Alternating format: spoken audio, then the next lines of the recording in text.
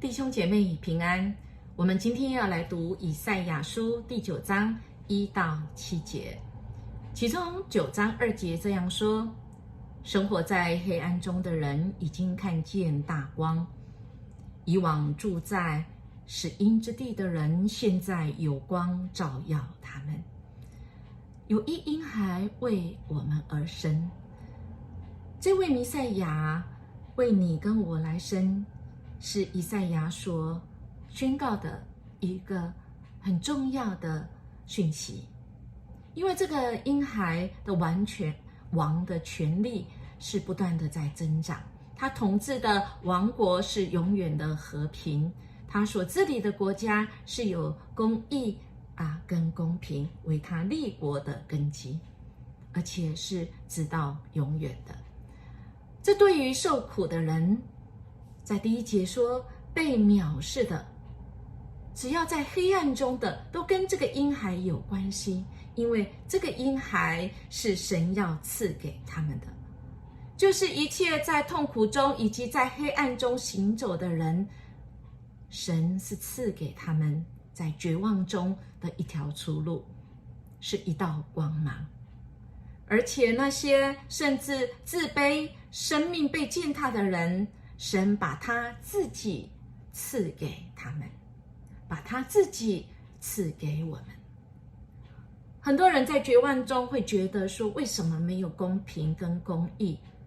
但是神在这里再一次透过以赛亚说，他所建立的国度是有公平跟公义，他把公平公义并他自己赐给我们。因为只要我们拥有了神，我们生命中就会得到公平跟公义，在黑暗中就有大光，使我们可以在那光明当中。我们很多人在黑暗中有绝望，失去的喜乐，但是光一来的时候，神把喜乐给我们，因为他把他自己给我们。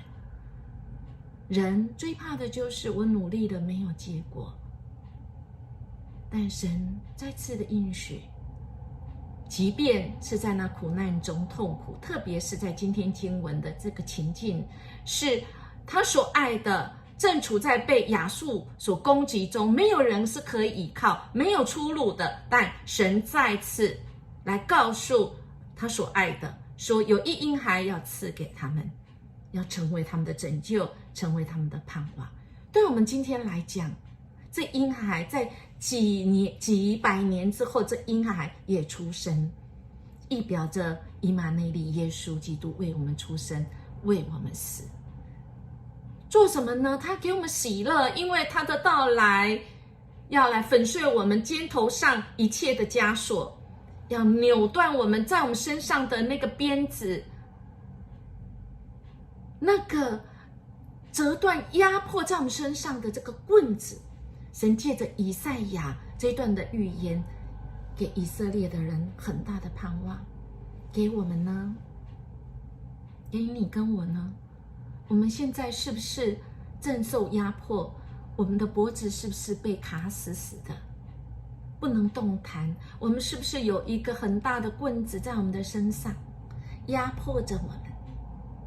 耶稣基督，相信耶稣基督，他要成为我们的帮助盼望，在黑暗中他是我们的光，使我们大有盼望跟力量以及喜乐。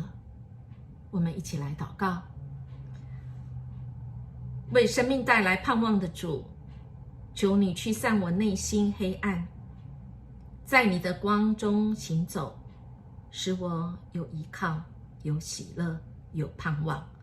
奉主耶稣基督的名求，阿们。愿我们今天活在主的光中，有主的平安喜乐。我们明天见。